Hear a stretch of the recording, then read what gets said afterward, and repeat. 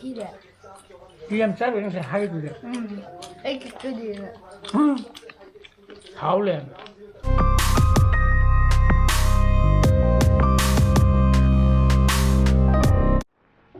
Good morning guys. Welcome back to my channel. मैं मुंगैबली ने खली. Ngarang di Delhi Capitals ka Sunrisers Hyderabad ka sanaba ka anda Delhi Capitals na thuig re ko. Aduna hayeng di Mumbai Indians ka IPL ki trophy ki tamak ta sanarani. Aduda ai gi mot di Delhi Capitals na kaha nahi hai ba kari kino hare ga Delhi Capitals di hai di Mumbai Indians ka ye ingna pa ka anda Delhi Mumbai Indians na hena IPL trophy logo hele ba ko aduna Delhi Capitals na kaha nahi. अदुगा मसीजु मु कोइदा मु चचा दुरिबो कोइ नेटोन की मसानु पादो माजे बेंगलोर दा चंगी draw भतक ताइ तारा मरिजिदा ताइ तारा मिदा चंग दबजे मोइगी डेडलाइन अमा पिराबो मोइगी कॉलेज ना हाइ चंग तब यारोय नत्रगदी मोइगी हॉस्टल दा लेबो यारोय ना हाइबा अदुगी होरेन जमु चाक कमु कोइदा मु चचा दुरिगे अदा अकोइजे आइजु मंगारे ngarang jumu ayuk kan dang paraga okum chare atiki nahan jumu adi nimit humni mari ni je tatna leptana chakhali ko thau thum je aduna aidi ngasi je hojik tum hokul bakan ji khali ne bai horendi yenu thau thum je kya saru gum jirana ado khangde ai jare manis len no khai jare wa hang ana ai nam chiki hai bakanda aduna aina khali je होय सारा जो मतुम याम देबी दोइना साजिरना खल्लिबा हा अदुना इसान पाना आई background दगा नोखाइदना त तौरी जोरोबा अदो खंगदे होरेन नुदांगा थोंकाना खंगनी को याम साबि जुदो जुबुदी कितंग ओइना सारगे थाव तुम साबे हे मंगदेने बुदी खल्लिबा ना प्रॉब्लम ता दो तसिला बोगला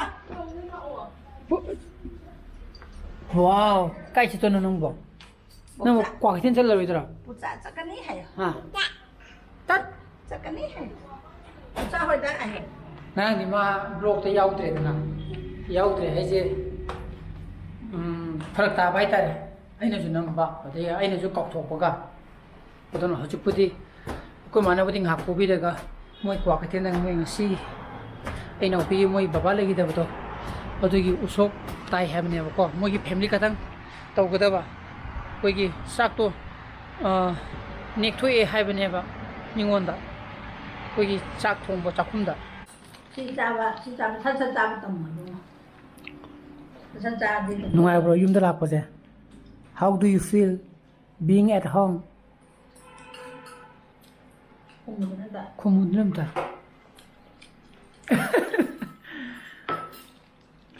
Sara, hajiti Hawaii thung tu ni ko. Hawaii, paling julum ko ni Sara si. Mui lai hai bro. Mana masa botu kita ka ne ba. Ai na bazar da cream tak yung gitu ko war pro ko ta ta. Sakha dinga da hai ka lor di chalok di ko. Horen sak ek sa. Sasang ga di 문드라 디용 파락 다도네 봐. 도긴. 통전 이메 함징 오지. 다 우절로. 마이 수비다로. 이제 통전 게? Break फांसी है शादी है वो jogging ले लीजिए और सारा kan meeting लेकर हम एसी में खा रहे हैं चलो वहाँ उन्हें कहीं की लाइट भी तो ले लेते ना लाइट तो आई ना स्वाइट पार्किंग तो रंधन है बा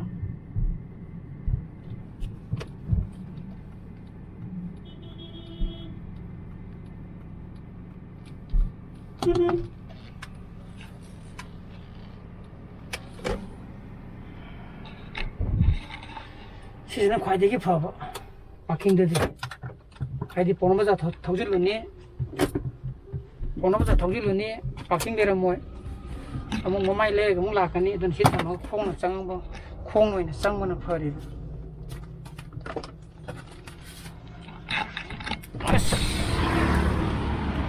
시즌은 너무 뚫래 नाले है सिंदोकी बदेगी येंबो याम नुआय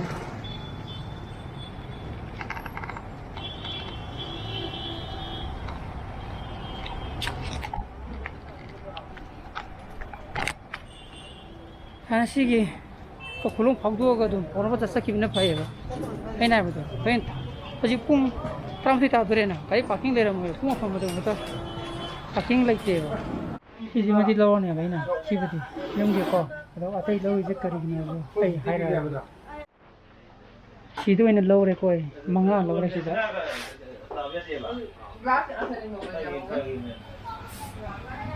अदो लौरि बै मरम दे फ्रेम युमदे यो कान इन हाइरा के को सिदि टाइमिंग सेमगे सेमबे ओनि मा आइ frame युमदे yo सेमजरे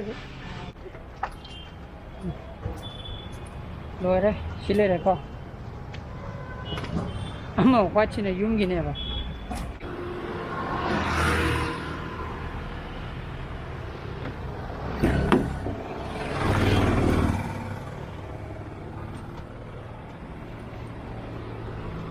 아.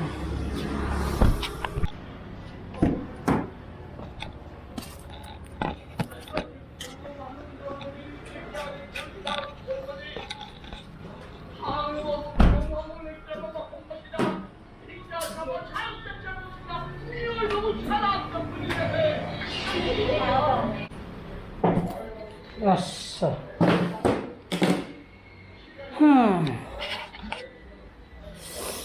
아시기 막시디 보고 나 공어질러요.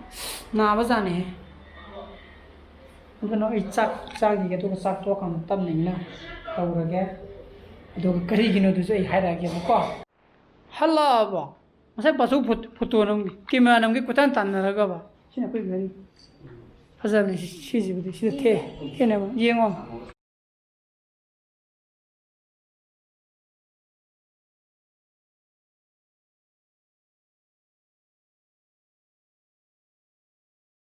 lore sema saba masai nung sema lore dana adugi pung hum tasale aduga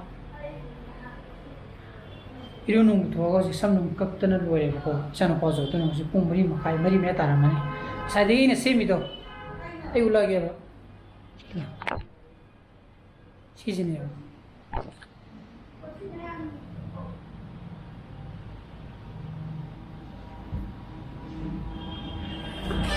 시즌이 giveaway tong ni habdo adugi 5 lucky winners ki prize ne ko aduna size kamaina togani haragadi masigi blog sida comment pibibu mayam do modu to loina mu participate to boya to ne ba aduna igi nungshira bagi family habdi Mirang-Mahum family ki members mayam na sigi giveaway sigi damakta participate to bigi haragadi ngasigi blog sida comment pibiramo ko aduga aina semi ba gift asi fazai fazade habdu zo comment pibiramo aduga sigi giveaway gi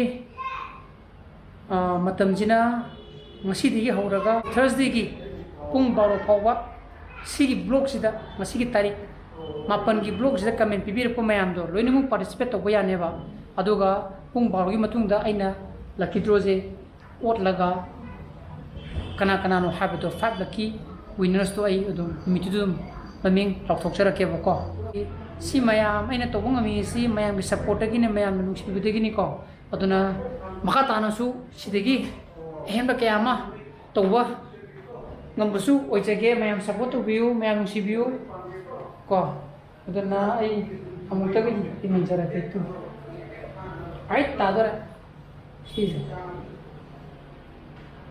시즌에 뭐 사대게 납도나 코트나 세미면도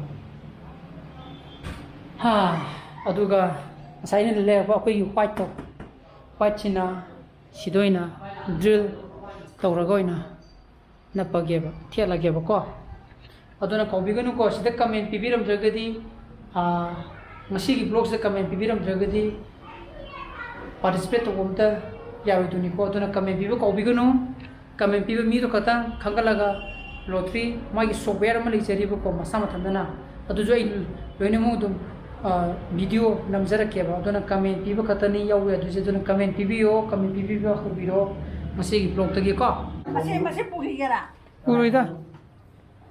아시고 잡히나 보다. 짤로 이 오렌.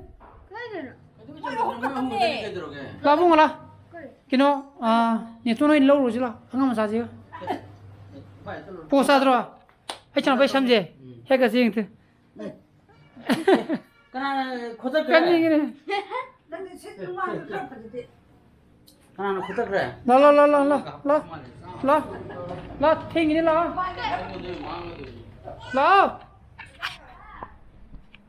Quindi tu non te lo vedi che co muy saksaga da to.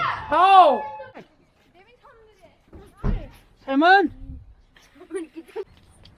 Samje jail je man lai dia. Right? Chlo hai. Si si man de harau de na tok jei ba. Matra, tu bia. Kai min ka we ba si ja. Kai min ka we ba si ja. Si go go ja. Simon. Simon kau ika. Mami hai. Depan musim baru lok tu sang. Loi dribble. Challa je. Mai jumur kre ba. Saya kau ni tuh ada lain ada mai jumur kre. Oji pung manga mini kun sada. Aku jumpa pernah ni kan. Mulai ada apa yang mulai habis ni kan. Noi mu pemutih betul kau khang dikan. Challa lagi yung saya. Nanti dah nana kau lagi dah kapan betul ini. Mulai dah. Ada na. As usual, yen thong manga nga thong manga tok du gi tok ri ba. Kala sem sa da na ha. Oi la sin nang mai tha le. Ye, la phoi ma la kre. La phoi. Nang itu ngandro ba. La phoi. Le ye nam pha. Nanti dah thang ngam ngam la lo da na. Ambil dulu. Abunga. Headphone do poro. Saya balik dah. Saya balik dah. Langsung dah sini nak bawa tu. Yung matak na yen thong ko no.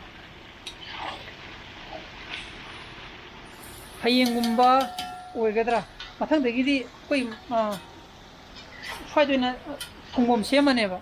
Ai gas nung lu leibani na gas stove su leibani na. Adu sigi burner ji di akoi no pajing ki ne ba. Adan sigi burner ji budi hit budi ka lebo to simuk leine aru tin gi gas tamaga oksha nung ka काम के खोकी जो मतलब तो उन्होंने को same सारने बा किसी क्या no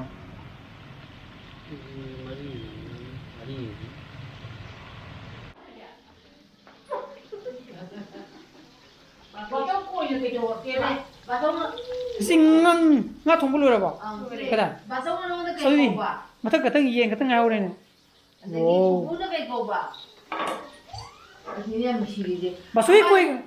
Pasoi koi kada ba? Pasoi koi do adu da. Hai chu ba da khor pa mai da. Koi ne do bu lao no hu. Khutar kya hai ra baja? Dil dil na. Isi lao ne hai. Shimon tin na. Simon ya de som ki ta pura ya de se to se din ya na. This mana. Koi ya budi ya ye. Ya. तो सिर्फ थमदी no होइने होला जिसे होइने थमदी फीता क्या दे है बा होइने होला जिने खुद पतो चीज रास्ते से क्रॉस सोले रे मेरे को स्वाजी नु किचन दे मेरे ऐसे कार्य के तौर है ना हुतना तुम थमे होला रो आदि सुम थम बने होंदे मखादा थम बने होंदे तौर ने को हां को बासी के सारे ने माबुदी चाक तो करे बा do koina sidoina sana boina silabo mangona chinmudo mi kashui yamda mi sidoina sara jena haina ra boko sa khagala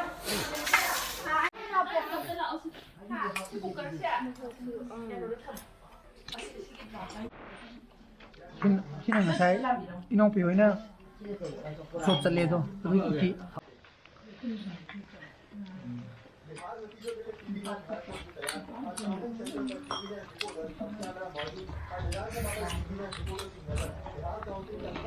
Lihat bebarak ya, blok hop kan tak? Blok hop ke ya? Good morning, guys. Ya, Kali tahu yang saya yang kedua apa? Mentira. Yang saya yang saya hai dulu. Ay, que queria. 好嘞，把你给。妈妈，我背影下来的。妈，你看啥还给你？我们真的都会呢，那讨厌下来的。怎么你看这你？哎，给你搞个哪有？这个历史也不干的历史的，哎呀，我给你搞一个。干听。别嘛你的。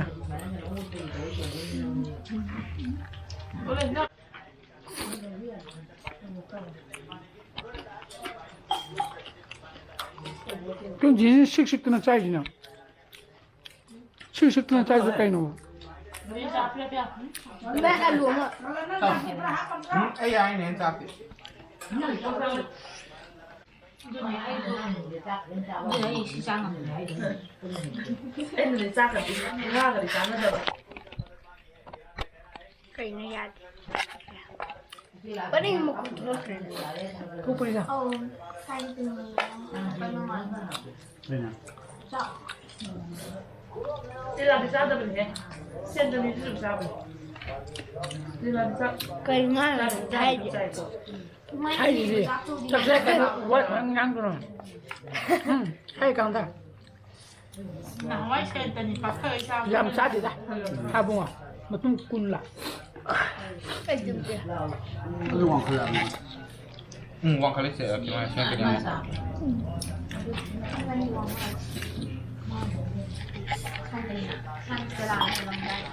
kaga puk thala wa le da wa kaga ngang ri da jing ji thandi ma le wa ngang de 哪个了？你咋你咋来呢？